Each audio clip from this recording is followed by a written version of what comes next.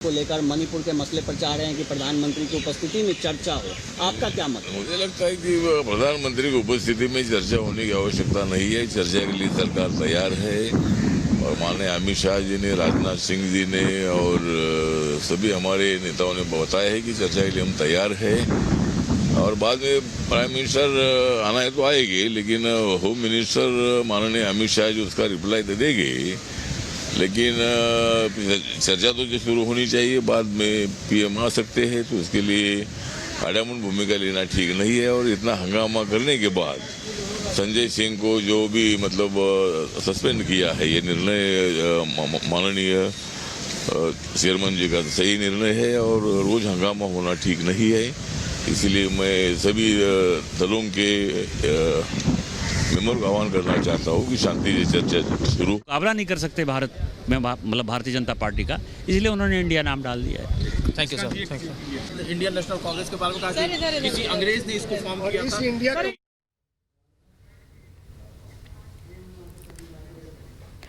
तो लगातार प्रतिक्रियाएं भी हम आपको सुना रहे हैं। संजय सिंह को निलंबित कर दिया गया पूरे सत्र को लेकर, उस बात को लेकर भी हंगामा जारी है। रात भर कई सांसद संसद भवन परिसर में ही थे, धरना दे रहे थे। अनामिका लगातार हमारे साथ बनी हुई है। अनामिका, यही बात है कि पिछला सत्र भी पूरा स्वाहा हो गया और अब भी 4 दिन बीत चुके हैं, हंगामा लगातार जारी है। बीच का रास्ता कैसे निकलेगा? क्योंकि विपक्ष अपनी जिद पर अड़ा है कि सिर्फ मणिपुर पर चर्चा होगी। सरकार ने कहा कि चर्चा तो होगी, लेकिन फिर सबकी होगी। महिलाओं की रक्षा की बात होगी तो हर राज्य की होगी।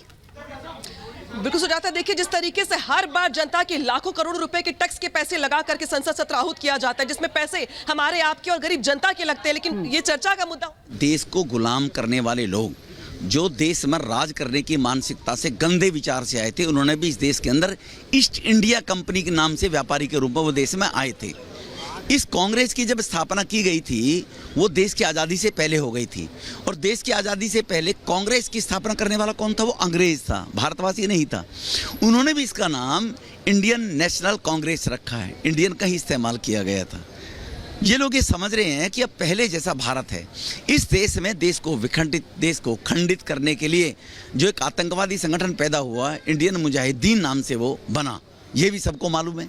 इसी देश के अंदर, इसी देश में अराजकता फैलाने वाली country popular front of India, उन्होंने भी इंडिया का उपयोग किया है।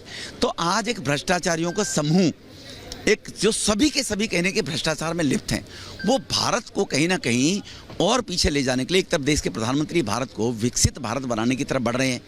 भारत की इकोनॉमी 10वें स्थान पर हुआ करती थी 2014 से पहले, 10 साल के अंदर वो 5वें स्थान पर आ गई।